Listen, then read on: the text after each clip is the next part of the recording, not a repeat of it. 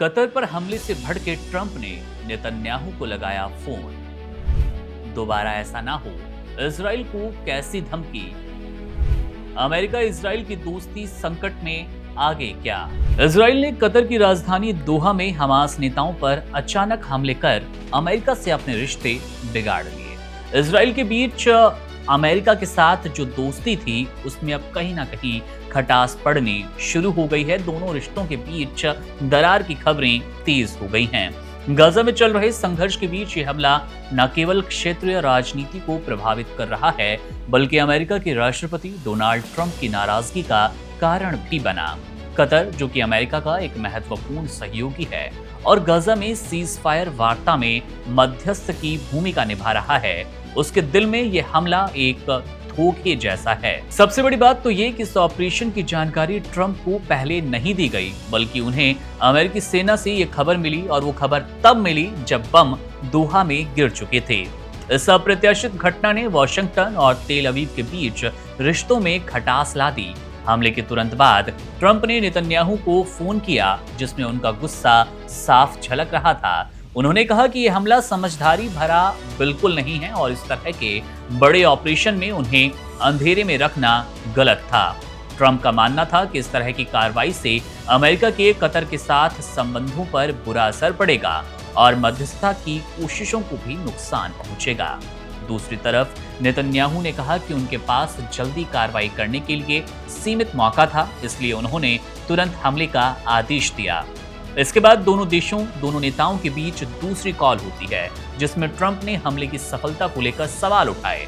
Netanyahu ने बताया कि हमास के टॉप कमांडर बच निकले, लेकिन 6 निचले स्तर के कमांडर मारे गए। इस हमले के तुरंत बाद हमास ने सीजफायर वार्ता से अपना हाथ पीछे खींच लिया, जिससे शांति की संभावना कमजोर पड़ गई।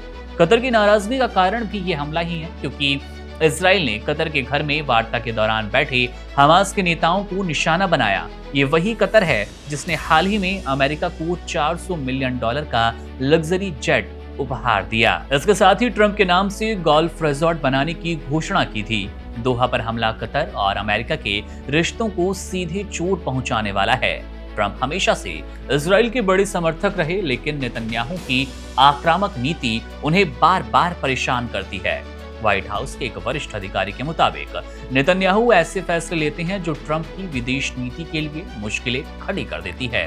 ट्रंप चाहते हैं कि गाजा में हमले कम हो ताकि इजराइल की वैश्विक छवि खराब ना हो, लेकिन नेतन्याहू का मानना है कि आतंकियों को खत्म किए बिना हमले बंद नहीं होंगे। हमले के बाद नेतन्याहू ने एक वीडियो बयान जारी कर कतर समेत सभी देशों को अल्टीमेटम दिया कि या तो वे आतंकियों को अपने यहाँ रहने ना दें या फिर इजराइल के हवाई हमले का सामना करें। इजराइल इन आतंकियों का खात्मा कर देगा। वहीं ट्रंप ने इस मामले को शांति के नए अवसर के रूप में प्रस्तुत किया, लेकिन वास्तविकता तो ये कि बमबारी जारी है, वैश्विक आलोचना बढ़ रही है और अमेरिका इजराइल के संबंध तनावपूर्ण हो गए। इस पूरे घटनाक्रम ने साबित कर दिया कि कभी-कभी सबसे मजबूत दोस्ती भी सबसे नाजुक और चुनौतीपूर्ण मोड़ पर आपको लाकर खड़ा कर सकती है। और अमेरिका इस वक्त कुछ ऐसा ही सोच रहा है, क्योंकि न सिर्फ इजराइल से दोस्ती गड़बड़ाने के यहाँ पर कहीं ना कहीं आपको मैसेज मिलने शुरू हो गए हैं, अंदेशा कहीं ना कहीं जताया जा रहा है, इसके साथ ही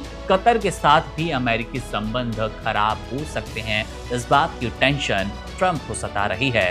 बहरहाल मामले पर हमारी नजर है, जैसे कोई अपडेट मिलेगा आपसे साझा करेंगे। बहरहाल ट्रंप की इस कॉल को लेकर, इजराइल से सीधी बातचीत को लेकर आपकी क्या राय है? कमेंट बॉक्स आपके लिए है, अपनी राय वहां जरूर दीजिएगा। मेरा नाम है मुकुंद, आप बने रहिए वन इंडिया के साथ। शुक्रिया। Subscribe to One India and never miss an update. Download the One India app now.